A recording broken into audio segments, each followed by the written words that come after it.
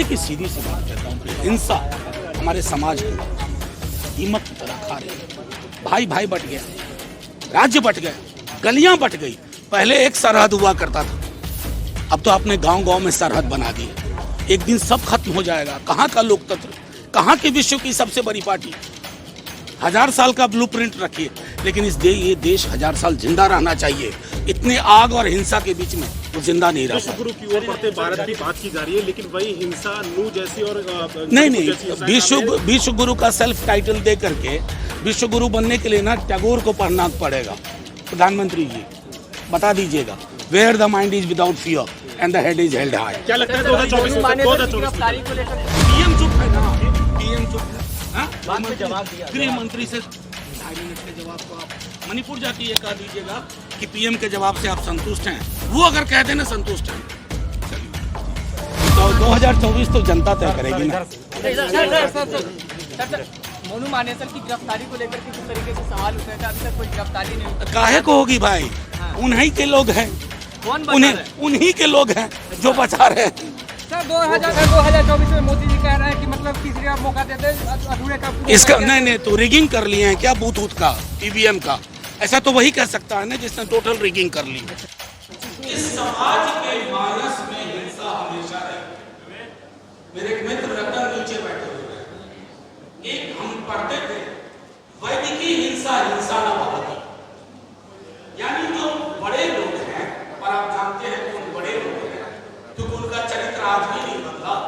अगर उन्होंने हिंसा की तो वो हिंसा नहीं है, लेकिन किसी गरीब ने, किसी वंचित ने, किसी दलित ने, किसी पिछड़े ने 4 थप्पड़ खाने के बाद एक बार हाथ पकड़ लिया तो वो हिंसा हो गई। तो हिंसा की पूरी परिभाषा को भी देखना होगा। एक छोटी सी कहानी से शुरू करता हूं, बहुत 2-4 मोटा मोटी चीजें बोल करके।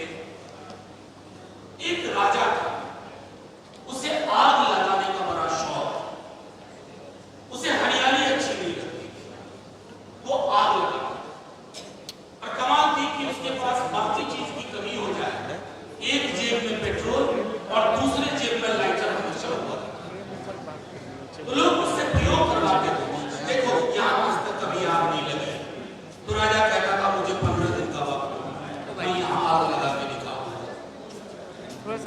राजा के दरबारियों को भी लगा कि राजा को आग लगवाना पड़ेगा। तो दरबारी लोग भी आग लगवाने लगे। उनके पास भी पेट्रोल और लाइटर पहुंचने लगा। अंग्रेजी में एक शब्द है पायरोमैनिएक, वैसा व्यक्ति जिसको आग लगाने का शौक।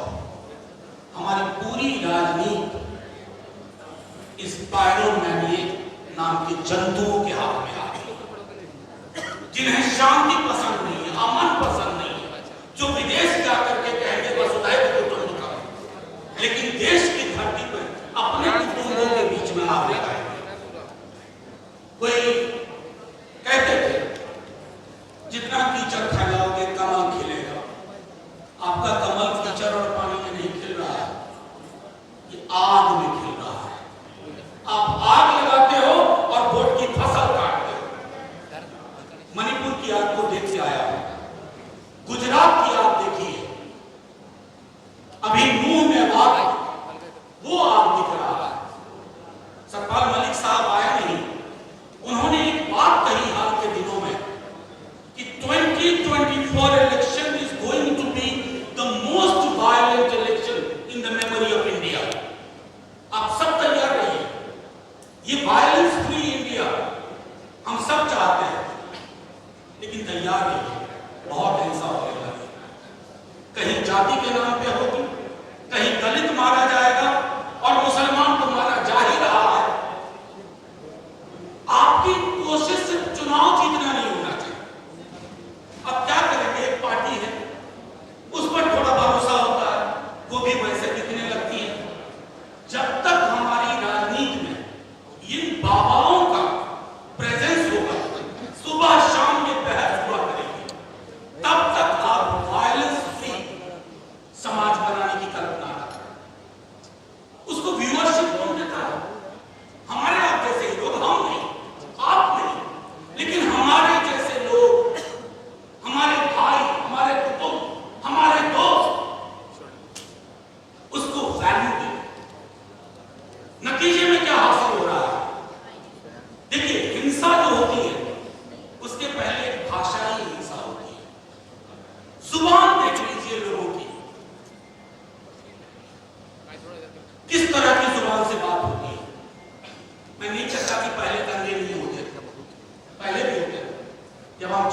आंदोलन में थे तब भी करके होते थे। मैं रांची में खड़ा था, रामनवमी के दौरान दंगे की आशंका होती थी रांची और जमशेदपुर में, लेकिन तब दंगा करने वाले सहमते थे।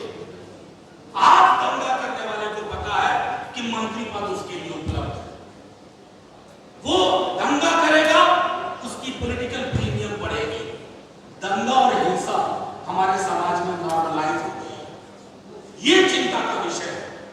जिस दिन उस व्यक्ति चेतन सिंह ने गोलियां मारी ट्रेन के अंदर, मैंने 10 मिनट के अंदर कहा था कि लोग इसको विक्षिप्त बताएंगे, ऐसा हुआ भी। लोगों ने कहा मानसिक रोगी, डिप्रेशन में चल रहा था। आपने करोड़ों की तादाद में ऐसे मानसिक रोगी इस देश में पैदा कर दिए।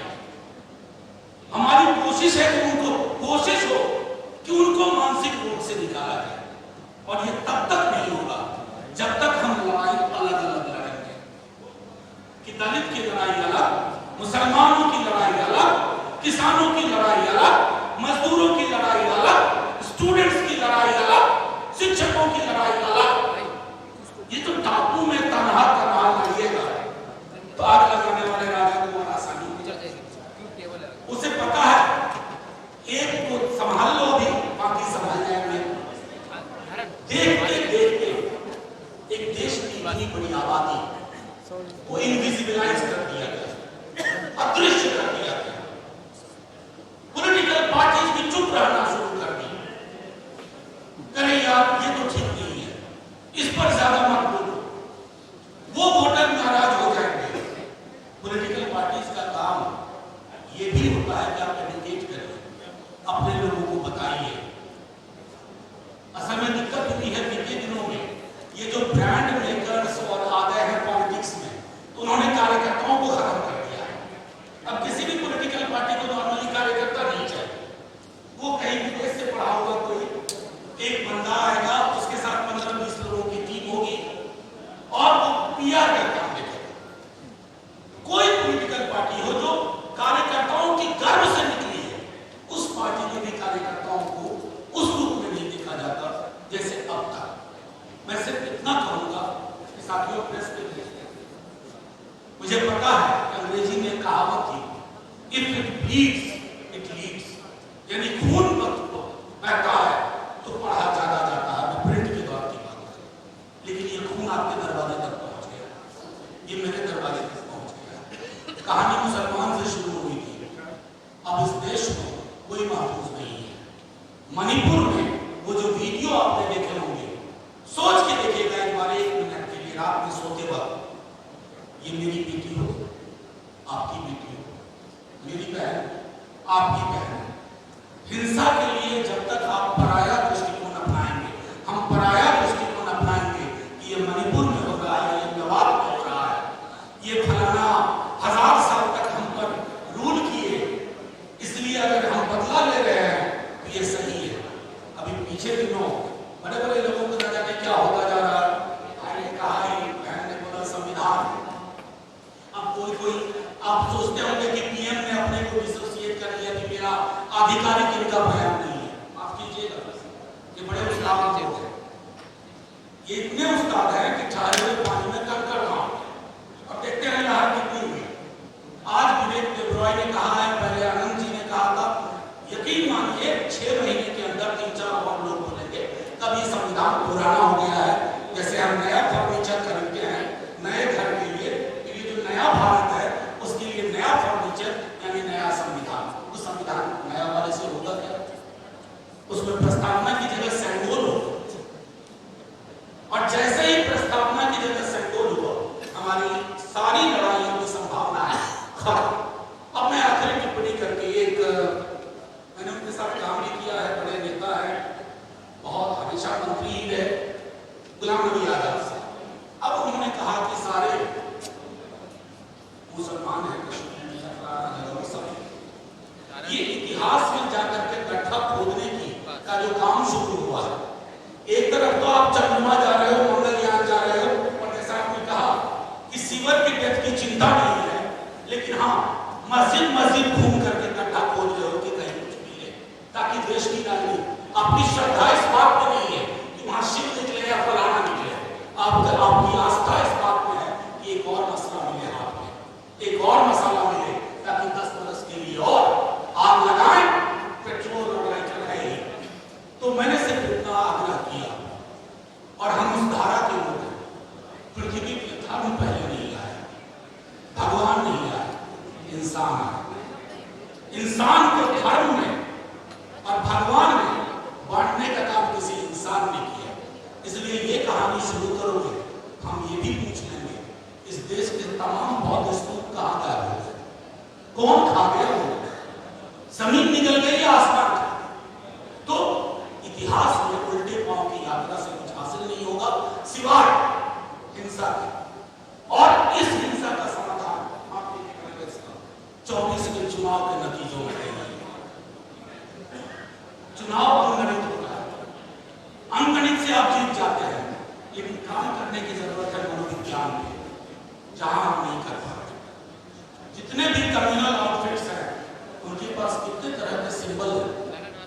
हम तमाम सेक्युलर लोग, बहुजन समाज की राजनीति करने वाले लोग, हमारे पास सिंबल्स नहीं है।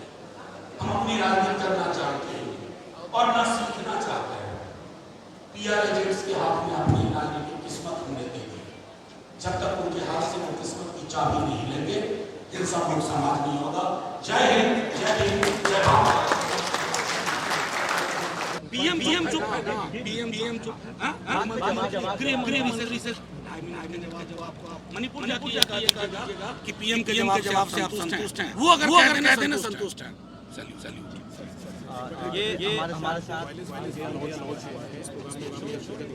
देखिए सीधी सी बात है, इंसान हमारे सारे समाज को हिम्मत रखा रहे। भाई बट गया, राज्य बट गया, गलियां बट गई। पहले सरहद हुआ करता था, अब तो आपने गांव में सरहद बना दी। एक दिन सब खत्म हो जाएगा। कहाँ का लोकतंत्र, कहाँ की सबसे बड़ी पार्टी? हजार साल का ब्लूप्रिंट रखिए, लेकिन इस देश 1000 साल जिंदा रहना चाहिए। इतने आग और हिंसा के बीच में जिंदा नहीं रह सकता। नहीं, विश्व गुरु का साइकिल दे करके विश्व गुरु बनने के लिए टैगोर को पढ़ना पड़ेगा। प्रधानमंत्री जी बता दीजिएगा, where the mind is without fear and the head is held high. 2024 जनता करेगी ना।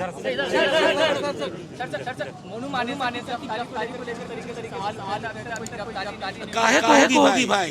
उन्हीं के लोग हैं, उन्हीं के लोग हैं जो बचा रहे हैं। सर 2024 में कह रहे हैं कि मतलब मौका देते इसका रिगिंग कर लिया क्या बूथ का, ईवीएम का? ऐसा तो वही कह सकते हैं जिसने टोटल रिगिंग कर ली।